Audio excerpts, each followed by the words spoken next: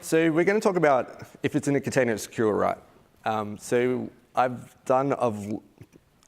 speak a little bit about me, and then I'll speak a little bit about the talk. So that's me and my son. He wants to follow in my footsteps, which I think is pretty awesome. I work from home a fair bit, so he's got his laptop as well. It's teaching him the ABC at the moment, but hopefully that'll turn into Python or Go or something like that a bit later.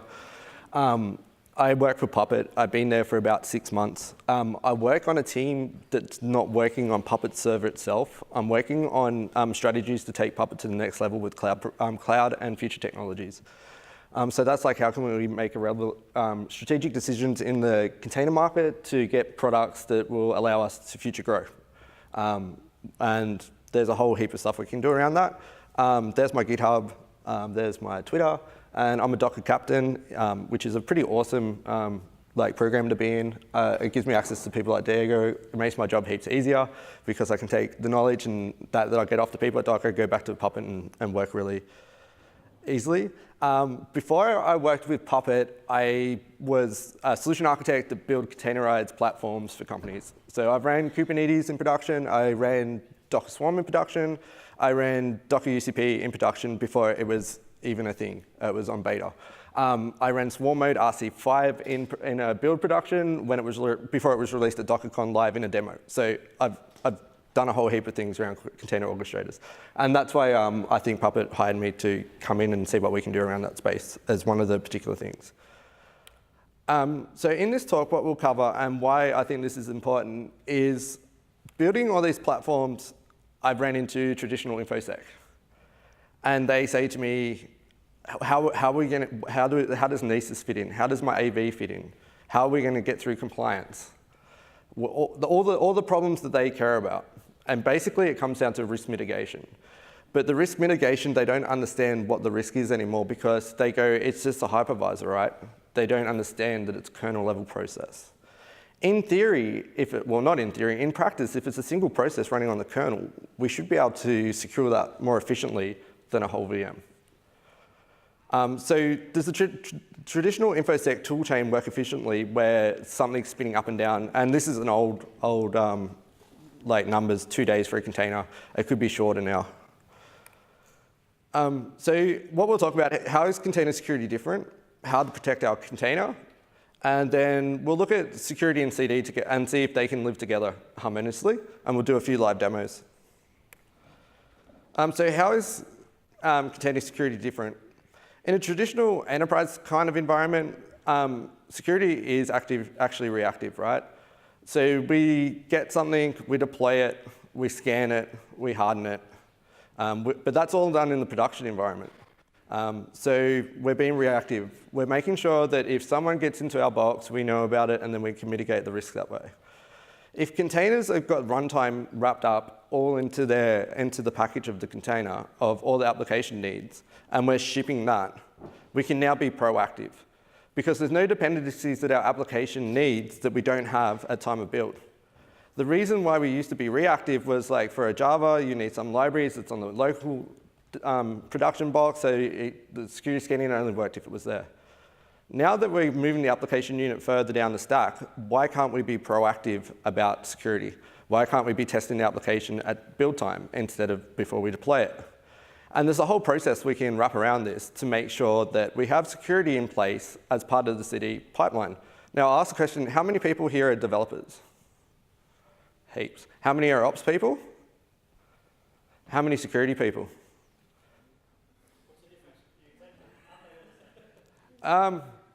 No, yes and no. So you would see your job as being more security than ops. So so your actual title would be your core responsibility. I agree, yes, they should be the same. Not always do the two meet, but I mean and kind of that's where we need to get to. It kind of should be more security, like people that align themselves more with the security market and the security culture should be here as well. Because no longer is it okay, I think, that they are being at the end of the process of deployment. They should be at the front. So when you start to scope out a new application or anything that you're going to deploy, it should be developers, operations, and security should be there all in the conversation. And that's what this talks about. So the traditional sort of enterprisey places that I've worked, it's, well, we have to have NESIS, we have to have AV, we have to have HIDs. Now, you don't want to run any of that stuff in a container, right? You don't want to run AV, because you want a single process in a container. If you start adding stuff into it, that is more processes, which is bad. So what can we do about that? So the newer way to look at that is, instead of looking at the AV to C, why don't we use AppArmor? And there's quotes there that I know AppArmor is not new, but when you talk to people about AppArmor, or I talk to other customers about AppArmor with containers, they find that new. So that's what the note is there, because I do understand that AppArmor is not a new product. So things like, we can scan image level. So instead of doing reactive scanning of OSs, we can do image level scanning with Claire, and we can from CoreOS, and we can bolt that into our CD process. So we can actually stop a build on CVEs instead of having CVEs out in production and then trying to remediate it. So think about people that work in operations. That is a lot better for them. They can do work up front, and there's less risk to the business of CVEs getting out. And AV is going to kind of whitelist things. It's going to try to find things and kind of block it if we can. We can use AppArmor.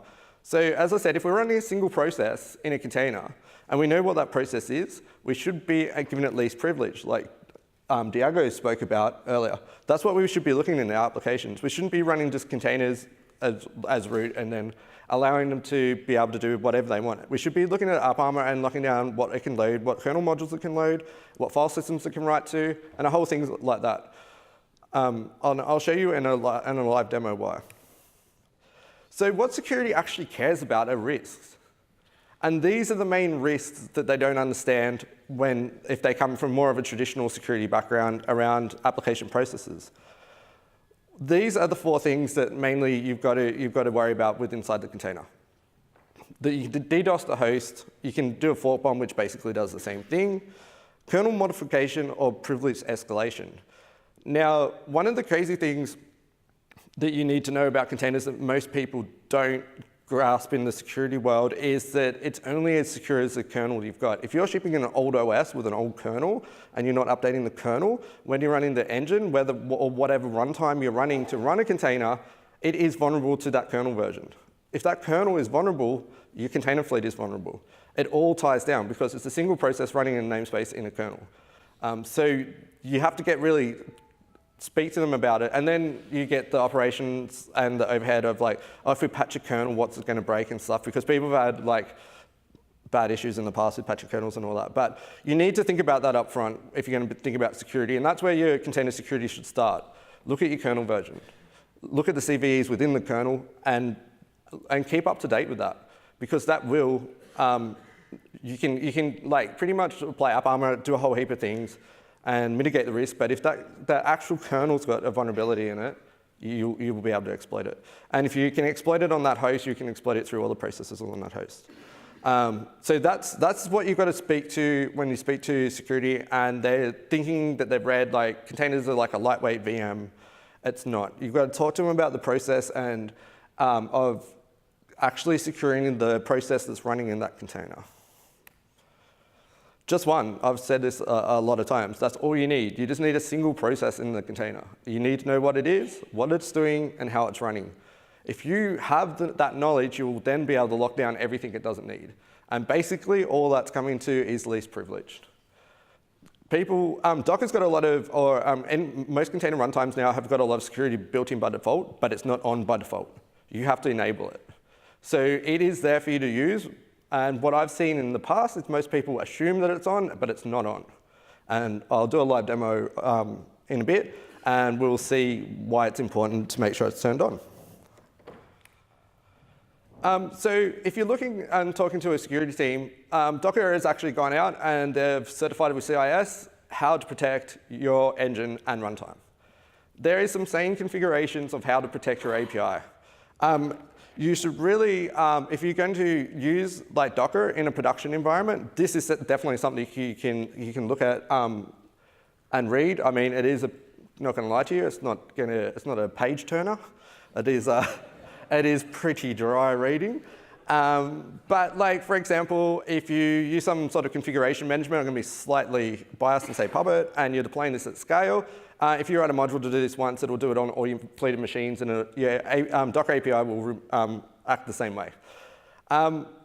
So there's a whole heap of stuff that's really good there. So if you're looking at like a more enterprise environment and you're looking at security, one of the things they do understand is CIS. They've probably got a hardening guide for your SOE. You can now apply the same thing to your Docker engine. So some same defaults. I've seen some people do run PID host and PID net host and not understand what that actually means. Does anyone not know what that means? OK, we've got one gentleman. So --PID host means you're giving the host from the underlying kernel to the container, so you can see everything. Really cool if you're running HTOP in a container on your desktop. Do it, because you want to see all the processes on your desktop. Probably not in production.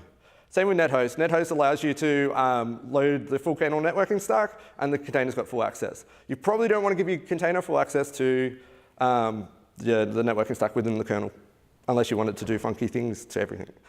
Another thing is we use a remote API, and it works better if we just do this. OK, that's good, but now you're accepting connections from everywhere on any interface. And if you've got a multi-homed address, like say an AWS instance on 2 networks, the Docker API will be listening on all of those. So anyone can send a JSON payload to do anything on the API if you've got no auth set up on it. Use TLS for the daemon traffic. Docker by default doesn't come with TLS, but it's very easy to set up. It's something you should really look at for communications, especially if you're doing stuff with JSON payloads to the API to do builds. You should be encrypting that payload between the CD server and the API itself. As we spoke about, if we know the process, and I'm being slightly biased because I'm a Debian person and talking about AppArmor, you can replace AppArmor with SE Linux if you're a Red Hat person. But I am not, so I'm going to go with AppArmor. Again, I can't stress enough that if you've got a process and you know what it is, lock down what it doesn't need, because it just makes sense, right? You don't go out of your house and leave the front door open knowing that someone could come in, but they shouldn't. Don't do it in your containers. AppArmor is pretty dry reading as well. It looks like this. As you can see, there's a whole bunch of whitelisting of what can and cannot be allowed.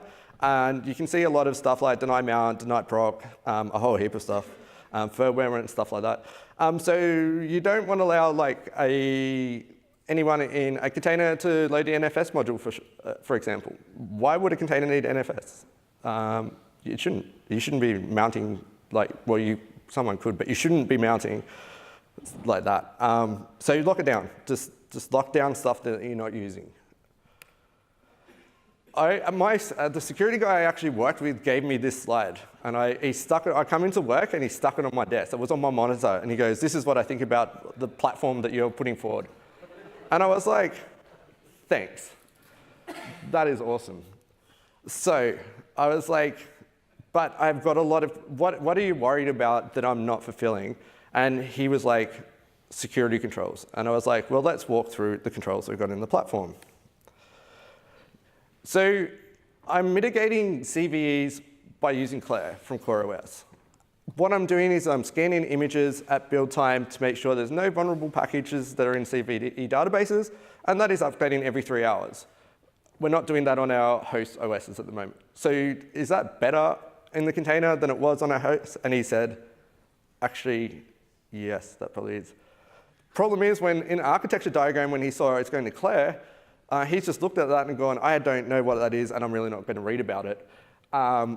And until I gave him the documentation and spoke about it, then he's like, oh, OK, that's really good. So you can have a look at what Claire does there. There's a notification endpoint. There's CVE data source. You've got your container registry, and you can easily bolt that into Jenkins.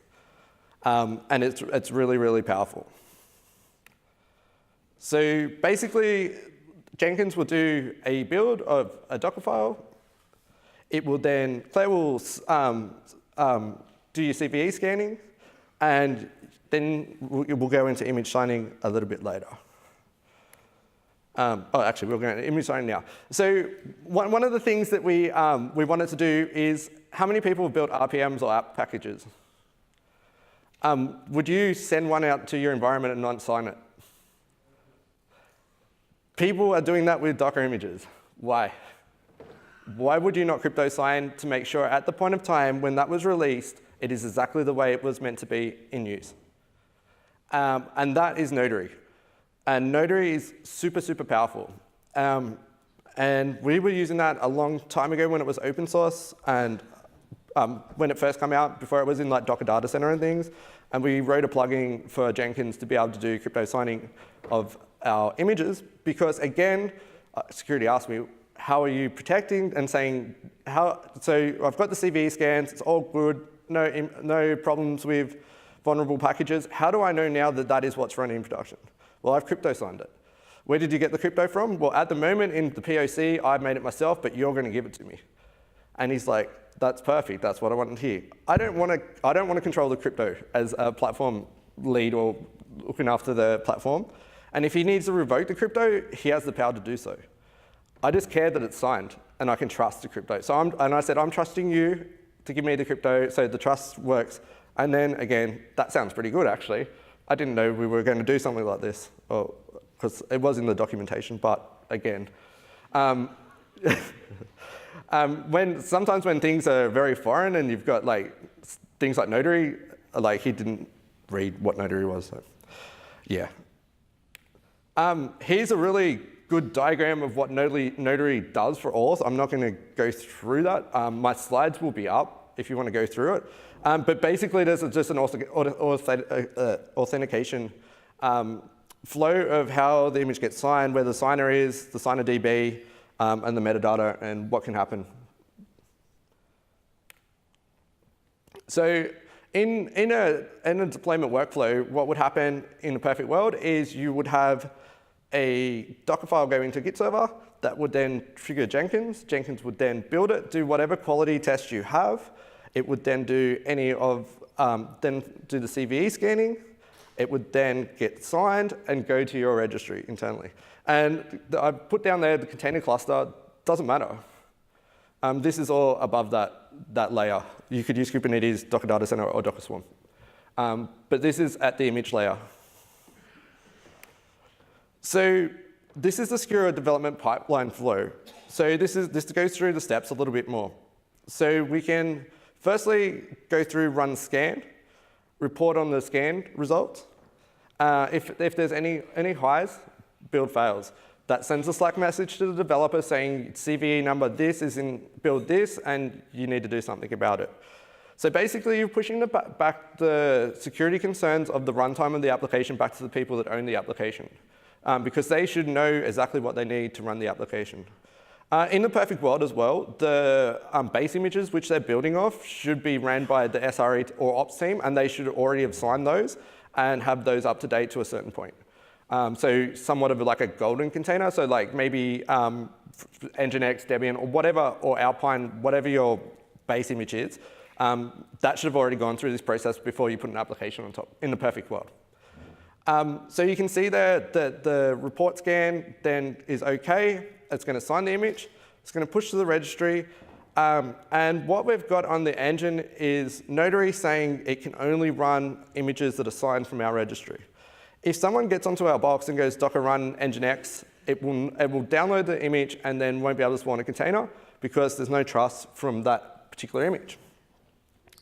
Now, this looks awesome, but the other thing that this allows you to do is if you properly map your Jenkins workflow and logs, you've now got a compliance trail of what's happened to that particular application.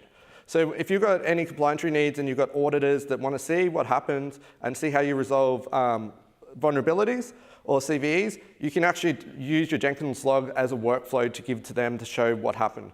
So a perfect example of that would be like there's a vulnerability that fails. We then patch that vulnerability, push it through Jenkins again, and you can show that the upstream job was from downstream.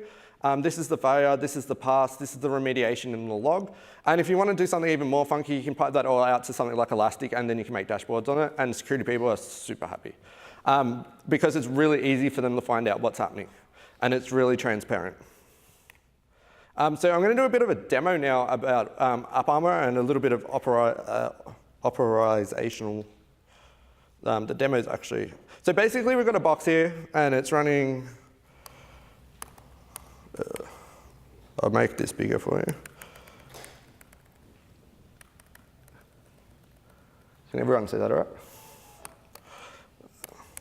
right? So basically, it's just running Nginx. That's it. I've got the code here. So this is all on GitHub as well. So we're basically just going to go in as a hacker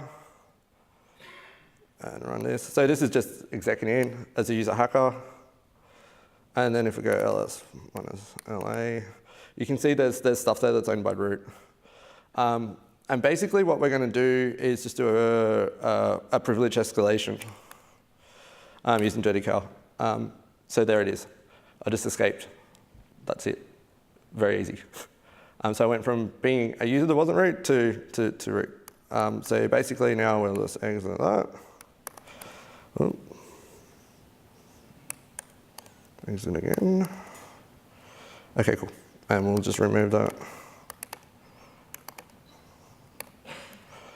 And then basically what we're going to do is we're going to apply an AppArmor profile to it. And so basically you can see here in this command, there's a -- security opt that wasn't passed beforehand. So that is built into the engine, but you've got to pass the flag to turn it on. Docker actually ships with a generic AppArmor profile that is good for about 90% of use cases that can be turned on with just a default profile. And you can just go AppArmor default, I believe, isn't it? There you go. Yeah, it's AppArmor-default. I've done this Docker Nginx one for this demo. So basically, we're just going to build the same container. That's there. We're just going to do the same thing. We're going to run the same.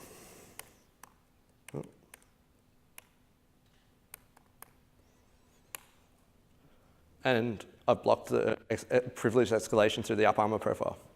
So that's the same container. I've spawned it from the same image. I've done nothing. I haven't patched it. I haven't done anything. I've just locked down what it's got access to. That is a massive win for someone that's in an SRE or operation team. So through a bit of just one flag, passing a pretty generic AppArmor profile, I've been able to mitigate the risk of that exploit and privilege escalation.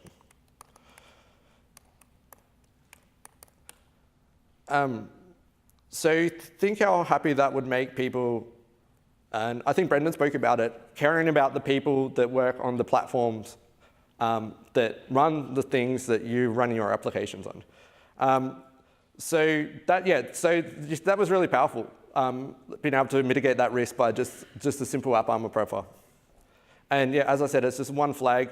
I believe if I had have done the default, it would have blocked it as well. There's nothing special that I really did. So I'm going to go into kind of future now and what the image layer looks like for someone that's working more from an operational point of view, but this will tie into devs as well. This is the draft of the container security from NIST, and basically they're saying that a minimalist OS should be what you should run to run your container. Because if you're using even Debian or RHEL, you've got a whole heap of stuff on there you don't need. And there was a talk about that yesterday. So one thing that I like is LinuxKit. Docker announced it at DockerCon this year, and it's really, really powerful, and we're going to show a little bit about it. So what do you get? You get a LinOS. It runs containers as the processors for anything you need. It has a 4.9 kernel. They're testing 4.10 at the moment, which is the latest. So you can you don't have to worry about kernel vulnerabilities. It'll always be shipping with CVEs. Allows you to run any container runtime. Even though it's by Docker, you don't have to run Docker in it. So I'm going to show a demo where I'm actually going to be running just containerd and run C, and we'll do some stuff. You can run Kubernetes on top of it. I mean, that was demoed at DockerCon as well. They ran kubeadmin on top of containerd and run C. So this is a Docker project that has a lot of other people working on it. So the batteries that are included but can be replaced. All system services are containers. So if you have a look at LinuxKit understands the same signing process as Notary. There's a hash. You can add the hash to your Linux Kit YAML files, and then you know that it's signed at that and the trust is there. That trust has been set up the same as in the engine. So all that sort of crypto signing and things like that, that can be implemented at a lower level than the engine now. Why is it different to a traditional OS? Smaller attack surface. It's immutable infrastructure, like fully immutable. So for example, you could run, like at the moment, I've seen swarmd, so you could actually run a swarm, and if you reboot, the cluster would be gone. Now, that could be perfect if you're doing blue-green deployments. There's a whole heap of reasons why you would want to do that, and not actually keep state of the cluster. You could just lose it. And then that would be like, you would fully know that any of your secrets, any of the stuff that was in the Raft consensus would be fully gone. All the system services are sandbox, so I'm going to show you how that is in the demo. You can use specialized patches and configurations, so you don't have to use anything. It comes with the kernel. You can use your own init system. You can use your own anything you want, DHCP, SSHD, whatever you want. You can build it yourself. You have full control over the build, which getting to the lowest level of primitives, that is really a powerful thing if you're shipping code. So imagine instead of shipping, you could ship an actual image with your application on it to the cloud, and it would run without Docker itself being on there. It could just run on top of containerd and run C, and it'd be fully immutable. And the attack surface would only be if they got in through whatever port you had open, and it would only be for the time that that server was up, and then it'd be gone. So if you're looking at like a highly secure environment, and you can do stuff like then use containerd to, run C or something like that, and externalize any of the data coming to it, like logging or anything like that. So even if you do lose the actual immutable infrastructure, you've got, you can do traces back to what's happened on the box at that time. And all configurations are in YAML, which is super easy, and everyone loves YAML. So this is just how to define it. There's the kernel there. LinuxKit supplies the kernel. As I said, you don't have to use their kernel. You can build your own if you're so inclined to. And it runs on a lot of things. So I'm just going to do a quick demo of LinuxKit now.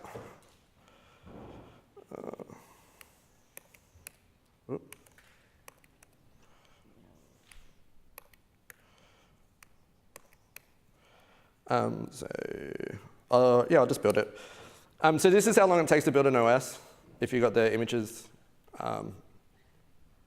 form. So it's just doing the output. I'm actually going to run it on top of HyperKit. You can see there it's creating OCI compliant images. So it actually is using, this is just using containerd and run C. And then, so I'm just running it, LinuxKit. So it's going to run. Okay, cool. So that's it. I just built an OS and I've spun it up in that time. That's it. So if we have a look at PS, so if we have a look, Docker's not installed.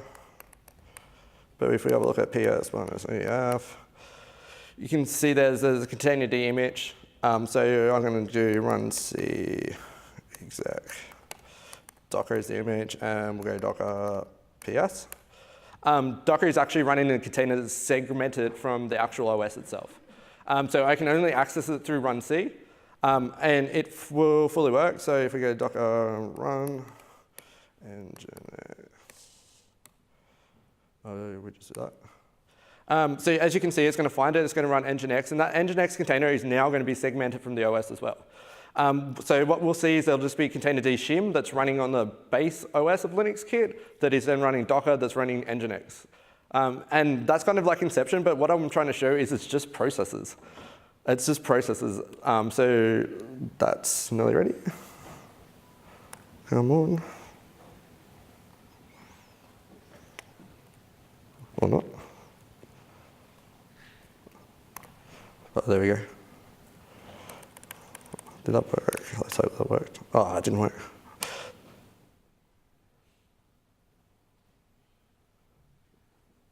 I have to just wait a second.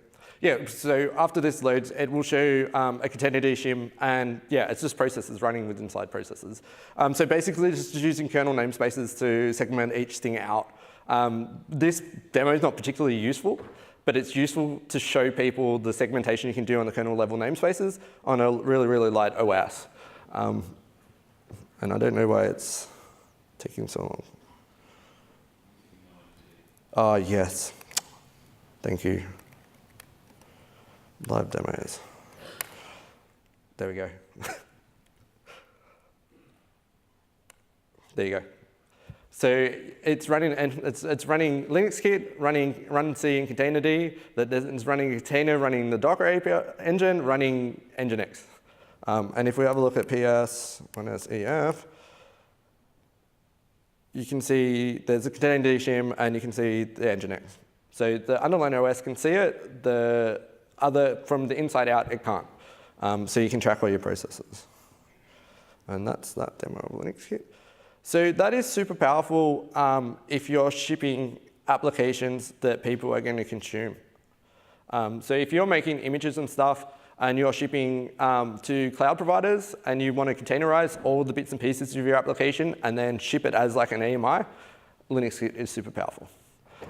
It will allow you to take any parts of your application, and as I said, any runtime you want to run on it. So yeah, as I said, I'm running the Docker engine there, but it was running on containerd and runc. Thank you.